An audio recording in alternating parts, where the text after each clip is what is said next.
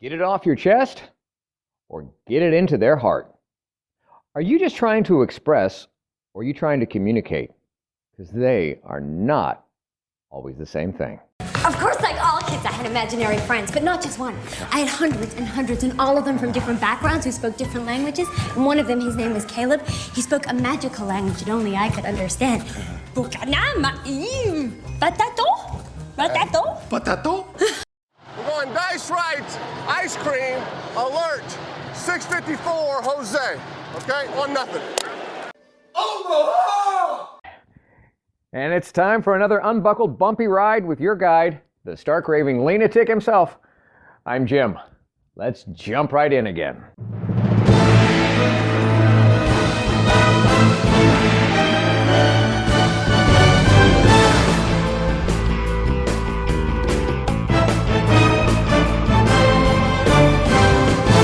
Welcome to my podcast based on my brand new book, available on Amazon, Live Life Lean, L-E-A-N. It's a year-long guide to gratitude and our daily grind. The book that combines some timeless wisdom from a whole lot of the world's wiser people with the reflections, reactions, and wisecracks of the guide's author, me. And it guides you, the reader, through the simplest system for a happy, healthy, authentic, and genuinely grateful everyday experience. I urge you to get the book. Of course I do. I wrote it. It's either at Amazon or at my website, ampurage.com. A-M-M-P-U-R-A-G-E. But even without it, let's make next week better than last, our next year better than the past, and get started now with today's episode of...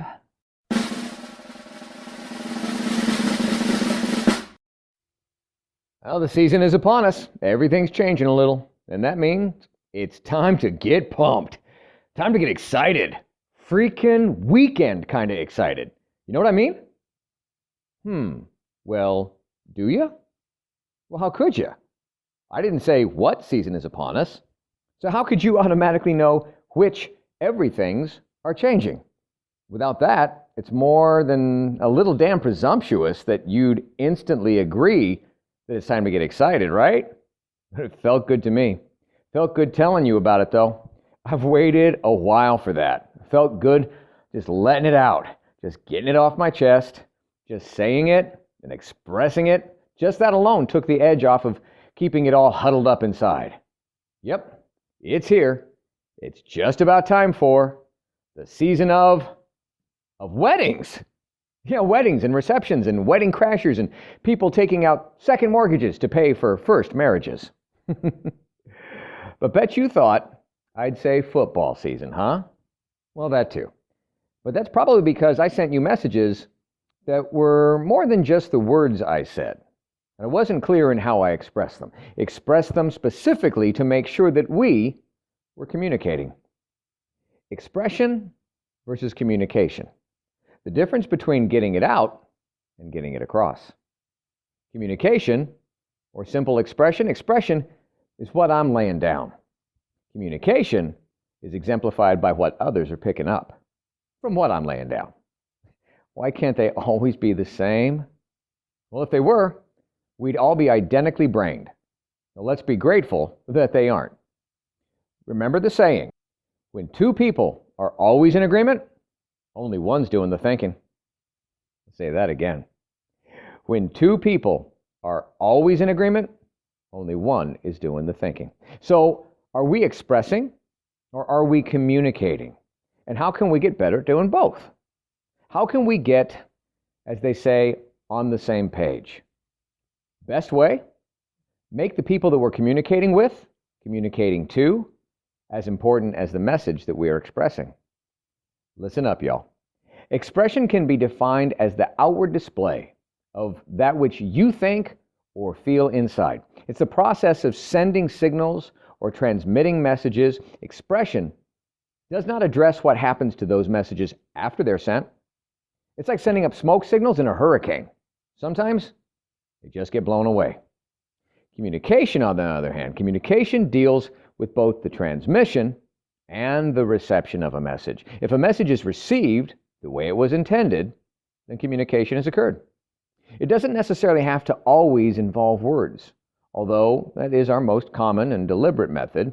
And by deliberate, I mean with forethought, because we communicate often, very often thoughtlessly, every day sometimes, with a look, with body language, or a gesture. Truth is, sometimes we communicate without trying to even express anything. Communication can occur via Morse code or a middle finger missile. It doesn't matter. But whatever the method, communication is made possible by the existence of rules that both parties understand. Common rules, markers, and boundaries to operate within. Communication is the crazy glue that can instantly connect people with others. When expression is mistaken for communication, like, I expressed myself, so you must have understood me. Well, what we get is all the unhappy social situations that result from not being connected. And when it comes to making a connection, it's as much about the delivery as it is about the receiver. Ah, yeah, the receiver. Watch any football lately? Ever heard of the forward pass? You know, when this guy they call the quarterback takes the football and throws it in the direction the team wants to go, which is generally towards the end zone, towards the goal line, in order to score, in order to help win. You know, the forward pass.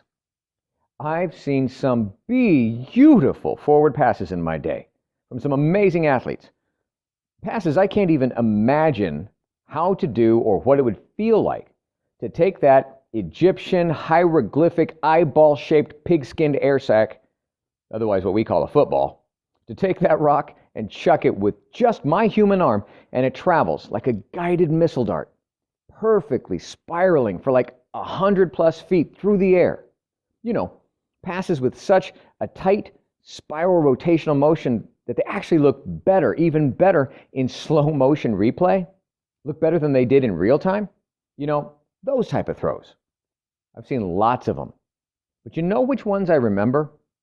The ones I praise, I hoot, holler, jump up out of my chair about?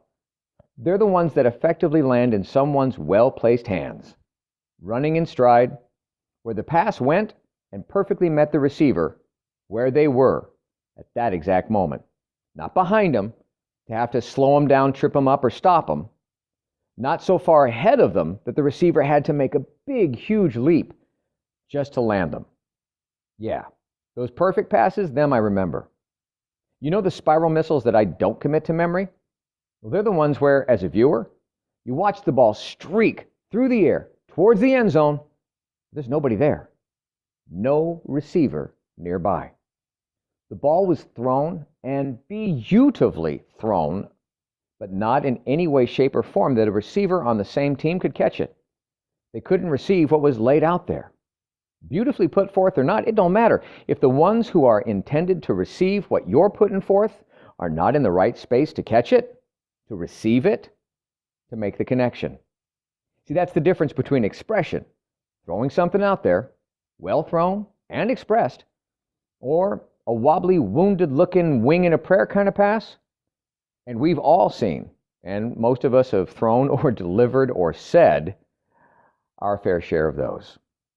The difference between just throwing it out there and aiming, the right placement, power, trajectory for it to be received, to be caught, to make the connection, to move towards scoring, towards winning, towards the goal. It's funny, I think how this sport that so many of us guys are so passionately in love with, it exemplifies the effectiveness of communication for the purpose of working together for the win. And yet so many guys miss the mark, miss their receiver in reality when it comes down to the communication that it requires to score, to win together with their intended target, their SOB. That stands for significant other babe. That forward pass, that attempted to connect with the intended receiver, it's not just about athletics, y'all. And in communication, it's not just about linguistics. Fellas, it's physics. Let's get physical. Never mind. The reason that the football makes it to where it was intended and actually involves Sir Isaac Newton's first 3 laws of physics. The cold hard truth of communicating and connecting with someone also follows those same three laws. So snap back to reality. Whoop, here comes gravity. Let's go for it. Since Newton's laws help dictate the pattern of all moving objects, flying ones, flung ones, or falling ones, that includes footballs. Newton's first law of motion states that an object in motion will stay in motion unless acted upon by an outside force. Newton's first law applies here because there are outside forces like air resistance to keep the ball from traveling in a straight line forever and ever. Newton's law also matters when we send out a message trying to connect, and we need to be aware of those things that can interfere with that intended delivery, either someone interrupting, or sounds competing, or mood swings that break. I heard that term the other day. My mood swing broke. Moods that are mounting and a wall of our words wind up falling short. Sir Newton's second law applies as well. It states that the total change of an object's motion, or its position, is equal to the sum of all forces acting on that object. What does that mean? All forces acting on that object, if it's a football, when the football flies through the air, the forces acting on it are constantly changing except one, except gravity. As the quarterback releases the ball, it's subject to inertia and wind, cross breeze, air resistance. But the one constant that never changes, gravity, eventually takes over and pulls the ball back towards the ground. So also, the change of a message's direction, its intended path or position, is only going to be as good as the sum of all forces acting on that object, the message. Forces like attention span, theirs or ours, patience, interest, or even the relativity of the message itself, how relative it is to all parties in the conversation. But I did say there were three laws. Finally, Newton's third law tells us that for every action, there is an equal and opposite reaction. You've heard that one, right? Every action produces an equal and opposite reaction. For the football, it's air and lift moving out of the way of the ball as it travels along its launched and arced trajectory. For our messages, the equal and opposite reaction usually happens inside the mind of the audience of our receiver, where whatever we say hits filters, opinions, and prejudices. And that is the resistance that either gets displaced and moves out of the way to allow our pass to pass, or those elements are so thick and heavy that they weigh down the message so much so that our communication cuts short. Just can't cut it. Either way, because we are creatures in this physical universe, we are as subject to its laws as much or more than any passing pigskin. More, most often, what happens?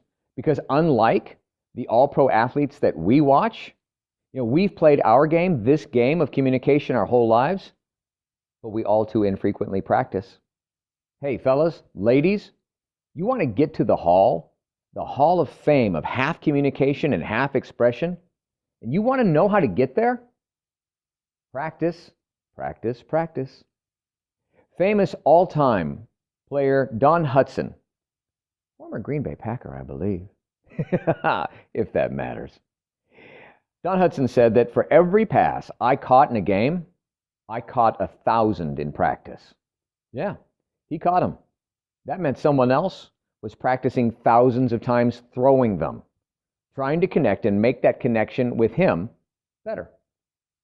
But arguably the best quarterback, by some standards, set the standard himself best, the standard for connecting with others.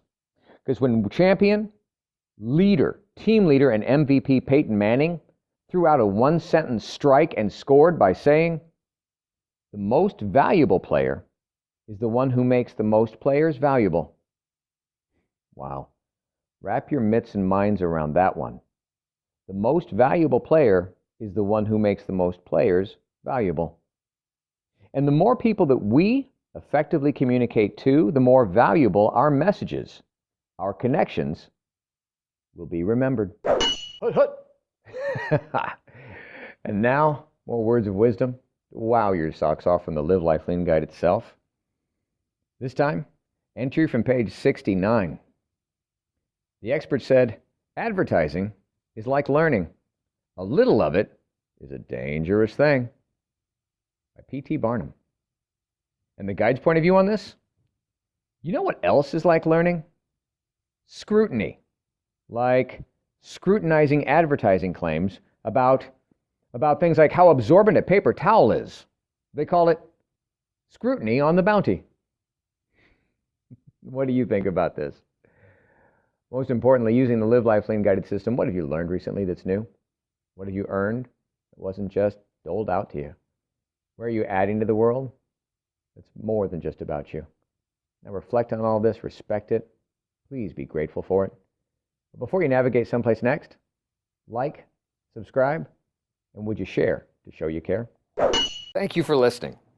I hope you're enjoying your copy of the Live Life Lean, LEAN guide. Enjoying it almost as much as I did creating it.